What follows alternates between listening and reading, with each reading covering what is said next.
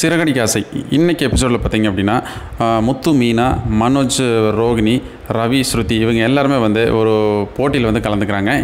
இந்த போட்டி என்ன அப்படின்னு பார்த்திங்கன்னா சிறந்த தம்பதிகள் யார் அப்படிங்கிற செலக்ட் பண்ணுறதுக்காக ஒரு போட்டி நடத்துகிறாங்க.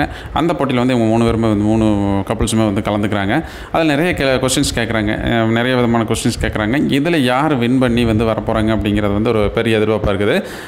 அதில் பார்த்திங்க அப்படின்னு எல்லாருமே வந்து ஒவ்வொருத்தருக்கு தகுந்த மாதிரி அவங்கவுங்க வந்து பதில் சொல்கிறாங்க. இதில் வந்து மனோஜ், ரோகிணி பார்த்திங்க அப்படின்னா அவங்க வந்து சாரி அப்படிங்கிற ஒரு வார்த்தையை வந்து யூஸ் பண்ணதில்லை அப்படிங்கிற மாதிரி சொல்கிறாங்க. அப்போ வந்து ஜட்ஜஸ் என்ன பண்ணுறாங்க அப்படின்னா அவங்க வந்து ஒரு வீடியோ கிளிப்பிங்ஸ் வந்து போட்டு காட்டுறாங்க. அப்போ வந்து எல்லாருமே ஷாக் ஆகிடுறாங்க. அதில் வீடியோவில் வந்து அவங்க பேசுனது, மனோஜ் பேசுனது விஷயமெல்லாம் வந்து எல்லாருமே பார்க்குறாங்க.